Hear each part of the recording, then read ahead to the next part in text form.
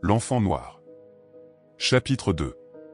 De tous les travaux que mon père exécutait dans l'atelier, il n'y en avait point qui me passionnât davantage que celui de l'or, il n'y en avait pas non plus de plus noble ni qui requit plus de doigté et puis ce travail était chaque fois comme une fête, c'était une vraie fête, qui interrompait la monotonie des jours. Aussi suffisait-il qu'une femme, accompagnée d'un griot, poussât la porte de l'atelier, je lui emboîtais le pas aussitôt. Je savais très bien ce que la femme voulait, elle apportait de l'or et elle venait demander à mon père de le transformer en bijoux. Cet or, la femme l'avait recueilli dans les placers de Siguiri où, plusieurs mois de suite, elle était demeurée courbée sur les rivières, lavant la terre, détachant patiemment de la boule à poudre d'or. Ces femmes ne venaient jamais seules, elles se doutaient bien que mon père n'avait pas que ses travaux de bijoutier, et même n'eût-il que de tels travaux, elles ne pouvaient ignorer qu'elles ne seraient ni les premières à se présenter, ni par conséquent les premières à être servies. Or, le plus souvent, elles avaient besoin du bijou pour une date fixe, soit pour la fête du Ramadan, soit pour la tabaski ou pour toute autre cérémonie de famille ou de danse. Dès lors, pour aider leur chance d'être rapidement servies, pour obtenir de mon père qu'il interrompît en leur faveur les travaux en cours, elle s'adressait à un solliciteur et louangeur officiel, un griot, convenant avec lui du prix auquel il leur vendrait ses bons offices. Le griot s'installait, préludait sur sa kora, qui est notre harpe, et commençait à chanter les louanges de mon père. Pour moi, ce chant était toujours un grand moment. J'entendais rappeler les hauts faits des ancêtres de mon père, et ses ancêtres même dans l'ordre du temps, à mesure que les couplets se dévidaient, c'était comme un grand arbre généalogique qui se dressait, qui poussait ses branches ici et là, qui s'étalait avec ses 100 rameaux et ramilles devant mon esprit. La harpe soutenait cette vaste nomenclature, la truffait et la coupait de notes tantôt sourdes, tantôt aigrelettes. Où le griot puisait-il ce savoir? Dans une mémoire particulièrement exercée assurément, particulièrement nourrie aussi par ses prédécesseurs, et qui est le fondement de notre tradition orale. Y ajoutait-il. C'est possible, ces métiers de griot que de flatter. Il ne devait pourtant pas beaucoup malmener la tradition, car ces métiers de griot aussi de la maintenir intacte. Mais il m'importait peu en ce temps, et je levais haut la tête, grisé par tant de louanges, dont il semblait rejaillir quelque chose sur ma petite personne. Et si je dirigeais le regard sur mon père, je voyais bien qu'une fierté semblable alors l'emplissait, je voyais bien que son amour-propre était grisé, et je savais déjà qu'après avoir savouré ce lait, il accueillerait favorablement la demande de la femme. Mais je n'étais pas seul à le savoir, la femme aussi avait vu les yeux de mon père luire d'orgueil, elle tendait sa poudre d'or comme pour une affaire entendue, et mon père prenait ses balances, pesait l'or. « Quelle sorte de bijoux veux-tu » disait-il. « Je veux. » Et il arrivait que la femme ne sût plus au juste ce qu'elle voulait, parce que son désir la tiraillait ici, la tiraillait là, parce qu'en vérité elle aurait voulu tous les bijoux à la fois, mais il aurait fallu un bien autre tas d'or, que celui qu'elle avait apporté pour satisfaire une telle fringale, et il ne restait dès lors qu'à s'en tenir au possible. « Pour quand le veux-tu » disait mon père. Et toujours c'était pour une date très proche. « Ah ! Tu es si pressé que ça. Mais où veux-tu que je prenne le temps ?»« Je suis très pressé, je t'assure, » disait la femme. Jamais je n'ai vu femme désireuse de se parer, qui ne le fût pas. Bon. Je vais m'arranger pour te satisfaire. Es-tu contente? Il prenait la marmite en terre glaise réservée à la fusion de l'or et y versait la poudre, puis il recouvrait l'or avec du charbon de bois pulvérisé, un charbon qu'on obtenait par l'emploi d'essence spécialement dure, enfin il posait sur le tout un gros morceau de charbon du même bois. Alors, voyant le travail dûment entamé, la femme retournait à ses occupations, rassurée, pleinement rassurée cette fois, laissant à son griot le soin de poursuivre des louanges dont elle avait tiré déjà si bon profit. Sur un signe de mon père, les apprentis mettaient en mouvement les deux soufflets en peau de mouton, posés à même le sol de part et d'autre de la forge et reliés à celle-ci par des conduits de terre. Ces apprentis se tenaient constamment assis, les jambes croisées, devant les soufflets, le plus jeune des deux tout au moins, car l'aîné était parfois admis à partager le travail des ouvriers, mais le plus jeune c'était Sidafa, en ce temps-là on ne faisait que souffler et qu'observer, en attendant d'être son tour élevé à des travaux moins rudimentaires. Pour l'heure, l'un et l'autre pesaient avec force sur les branloirs, et la flamme de la forge se dressait, devenait une chose vivante, un génie vif et impitoyable. Mon père alors, avec ses pinces longues, saisissait la marmite et la posa vite sur la flamme. Du coup, tout travail cessait quasiment dans l'atelier, on ne doit en être fait, durant tout le temps que l'or fond, puis refroidi, travailler ni le cuivre ni l'aluminium à proximité, de crainte qu'il ne vînt à tomber dans le récipient quelques parcelles de ces métaux sans noblesse. Seul l'acier peut encore être travaillé. Mais les ouvriers qui avaient un ouvrage d'acier en train, ou se hâtaient de l'achever, ou l'abandonner carrément pour rejoindre les apprentis rassemblés autour de la forge. En vérité, ils étaient chaque fois si nombreux à se presser alors autour de mon père, que je devais, moi qui étais le plus petit, me lever et me rapprocher pour ne pas perdre la suite de l'opération. Il arrivait aussi que, gêné dans ses mouvements, mon père fit reculer les apprentis. Il le faisait d'un simple geste de la main, jamais il ne disait mot à ce moment, et personne ne disait mot, personne ne devait dire mot, le griot même cessait d'élever la voix, le silence n'était interrompu que par le halètement des soufflets et le léger sifflement de l'or.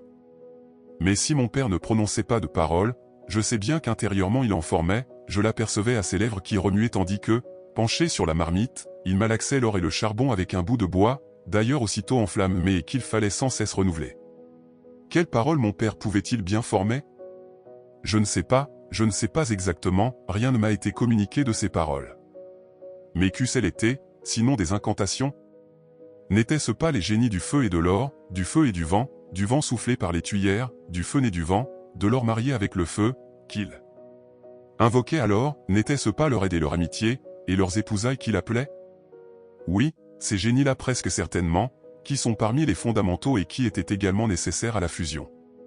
L'opération qui se poursuivait sous mes yeux n'était une simple fusion d'or qu'en apparence, c'était une fusion d'or, assurément c'était cela, mais c'était bien autre chose encore, une opération magique que les génies pouvaient accorder ou refuser, et c'est pourquoi, autour de mon père, il y avait ce silence absolu et cette attente anxieuse. Et parce qu'il y avait ce silence et cette attente, je comprenais, bien que je ne fusse qu'un enfant, qu'il n'y a point de travail qui dépasse celui de l'or. J'attendais une fête, j'étais venu assister à une fête, et c'en était très réellement une, mais qui avait des prolongements. Ces prolongements, je ne les comprenais pas tous, je n'avais pas l'âge de les comprendre tous, néanmoins je les soupçonnais en considérant l'attention comme religieuse que tous mettaient à observer la marche du mélange dans la marmite. Quand enfin l'or entrait en fusion, j'eusse crié, et peut-être eussions-nous tous crié, si l'interdit ne nous eût défendu d'élever la voix, je tressaillais, et tous sûrement tressaillaient en regardant mon père remuer la pâte encore lourde, où le charbon de bois achevait de se consumer. La seconde fusion suivait rapidement, l'or à présent avait la fluidité de l'eau. Les génies n'avaient point boudé à l'opération. À approcher la brique, disait mon père, levant ainsi l'interdit qui nous avait jusque-là tenus silencieux. La brique, qu'un apprenti posait près du foyer, était creuse, généreusement graissée de beurre de karité. Mon père retirait la marmite du foyer, l'inclinait doucement, et je regardais l'or couler dans la brique, je le regardais couler comme un feu liquide. Ce n'était au vrai qu'un très mince trait de feu, mais si vif, mais si brillant. À mesure qu'il coulait dans la brique, le beurre grésillait, flambait, se transformait en une fumée lourde qui prenait à la gorge et piquait les yeux, nous laissant tous pareillement larmoyants et toussant. Il m'est arrivé de penser que tout ce travail de fusion, mon père lui aussi bien confié à l'un ou l'autre de ses aides, ceux-ci ne manquaient pas d'expérience, 100 fois, ils avaient assisté à ces mêmes préparatifs et il eût certainement mené la fusion à bonne fin. Mais je l'ai dit, mon père remuait les lèvres. Ces paroles que nous n'entendions pas, ces paroles secrètes, ces incantations qu'il adressait à ce que nous ne devions, à ce que nous ne pouvions ni voir ni entendre, c'était là l'essentiel. L'adjuration des génies du feu, du vent, de l'or, et la conjuration des mauvais esprits, cette science, mon père l'avait seul, et c'est pourquoi, seul aussi, il conduisait tout. Telle est au surplus notre coutume, qui éloigne du travail de l'or toute intervention autre que celle du bijoutier même. Et certes, c'est parce que le bijoutier est seul à posséder le secret des incantations, mais c'est aussi parce que le travail de l'or, en sus d'un ouvrage d'une grande habileté, est une affaire de confiance, de conscience, une tâche qu'on ne confie qu'après mûre réflexion et preuve faite. Enfin je ne crois pas qu'aucun bijoutier admettrait de renoncer à un travail, je devrais dire, un spectacle, où il déploie son savoir-faire avec un éclat que ses travaux de forgeron ou de mécanicien et même ses travaux de sculpteur ne revêtent jamais, bien que son savoir-faire ne soit pas inférieur dans ses travaux plus humbles, bien que les statues qu'il tire du bois à coups d'herminette ne soient pas d'humbles travaux. Maintenant qu'au creux de la brique l'or était refroidi, mon père le martelait et l'étirait. C'était l'instant où son travail de bijoutier commençait réellement, et j'avais découvert qu'avant de l'entamer, il ne manquait jamais de caresser discrètement le petit serpent lové sous sa peau de mouton, on ne pouvait douter que ce fût sa façon de prendre appui pour ce qui demeurait à faire et qui était le plus difficile. Mais n'était-il pas extraordinaire, n'était-il pas miraculeux quand la circonstance le petit serpent noir fut toujours lové sous la peau de mouton? Il n'était pas toujours présent, il ne faisait pas chaque jour visite à mon père, mais il était présent chaque fois que s'opérait ce travail de l'or. Pour moi, sa présence ne me surprenait pas, depuis que mon père, un soir, m'avait parlé du génie de sa race, je ne m'étonnais plus, il allait de soi que le serpent fût là, il était averti de l'avenir. En avertissait-il mon père? Cela me paraissait évident, ne l'avertissait-il pas de tout? Mais j'avais un motif supplémentaire pour le croire absolument. L'artisan qui travaille leur doit se purifier au préalable, se laver comme complètement par conséquent et, bien entendu, s'abstenir, tout le temps de son travail, de rapports sexuels. Respectueux des rites comme il l'était, mon père ne pouvait manquer de se conformer à la règle. Or, je ne le voyais point se retirer dans sa case, je le voyais s'atteler à sa besogne sans préparation apparente. Dès lors, il sautait aux yeux que, prévenu en rêve par son génie noir de la tâche qui l'attendait dans la journée, mon père s'y était préparé au saut du lit et était entré dans l'atelier en état de pureté, et le corps enduit de surcroît des substances magiques scellées dans ses nombreuses marmites de gris-gris. Je crois au reste que mon père n'entrait jamais dans son atelier qu'en état de pureté rituelle, et ce n'est point que je cherche à le faire meilleur qu'il n'est, il est assurément homme, et partage assurément les faiblesses de l'homme, mais toujours je l'ai vu intransigeant dans son respect des rites. La commère à laquelle le bijou était destiné et qui, à plusieurs reprises déjà, était venue voir où le travail en était, cette fois revenant pour de bon, ne voulant rien perdre de ce spectacle, merveilleux pour elle, merveilleux aussi pour nous, où le fil que mon père finissait d'étirer, se murait en bijoux. Elle était là à présent qui dévorait des yeux le fragile fil d'or, le suivait dans sa spirale tranquille et infaillible autour de la petite plaque qui lui sert de support. Mon père l'observait du coin de l'œil, et je voyais par intervalles un sourire courir sur ses lèvres, l'attente avide de la commère le réjouissait. « Tu trembles » disait-il. « Mais est-ce que je tremble » disait-elle. Et nous rions de sa mine. Car elle tremblait. Elle tremblait de convoyer-ce devant l'enroulement en pyramide où mon père insérait, entre les méandres, de minuscules grains d'or. Quand enfin il terminait l'œuvre en sommant le tout d'un grain plus gros, la femme bondissait sur ses pieds. Non, personne alors, tandis que mon père faisait lentement virer le bijou entre ses doigts pour en étaler la régularité, personne n'aurait pu témoigner plus ample ravissement que la commère, même pas le griot dont c'était le métier, et qui, durant toute la métamorphose, n'avait cessé d'accélérer son débit, précipitant le rythme, précipitant les louanges et les flatteries à mesure que le bijou prenait forme, portant au nu le talent de mon père.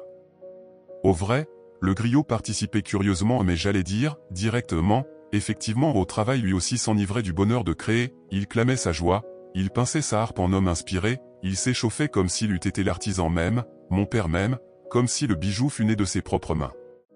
Il n'était plus le turiféraire à gages, il n'était plus cet homme dont chacun et quiconque peut louer les services, il était un homme qui crée son champ sous l'empire d'une nécessité toute intérieure. Et quand mon père, après avoir soudé le gros grain qui achevait la pyramide, faisant admirer son œuvre, le griot n'aurait pu se retenir plus longtemps d'énoncer là, Douga, ce grand chant qui n'est chanté que pour les hommes de renom, qui n'est dansé que par ces hommes. Mais c'est un chant redoutable que là, Douga, un chant qui provoque, un chant que le griot ne se hasarderait pas à chanter, que l'homme pour qui on le chante ne se hasarderait pas non plus à danser sans précaution. Mon père, averti en rêve, avait pu prendre ses précautions dès l'aube, le griot, lui, les avait obligatoirement prises dans le moment où il avait conclu marcher avec la femme.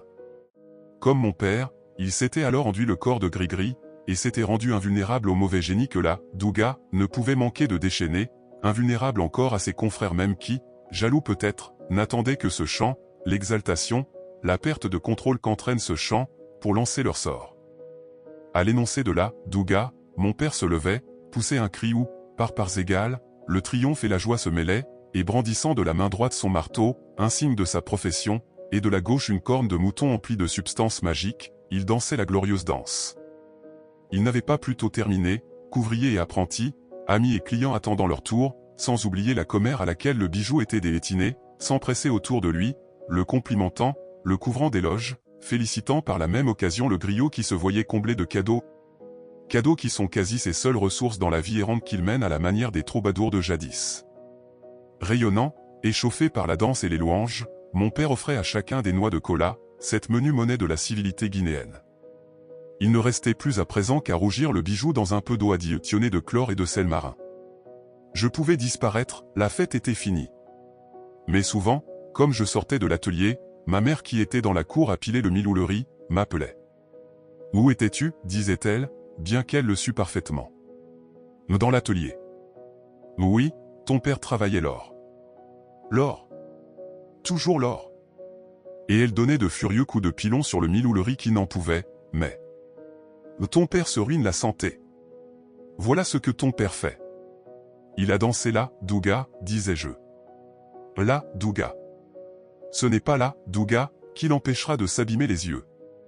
Et toi, tu ferais mieux de jouer dans la cour plutôt que d'aller respirer la poussière et la fumée dans l'atelier. Ma mère n'aimait pas que mon père travaille à l'or. Elle savait combien la soudure de l'or est nuisible, un bijoutier épuise ses poumons à souffler au chalumeau, et ses yeux ont fort à souffrir de la proximité du foyer, peut-être ses yeux souffrent-ils davantage encore de la précision microscopique du travail.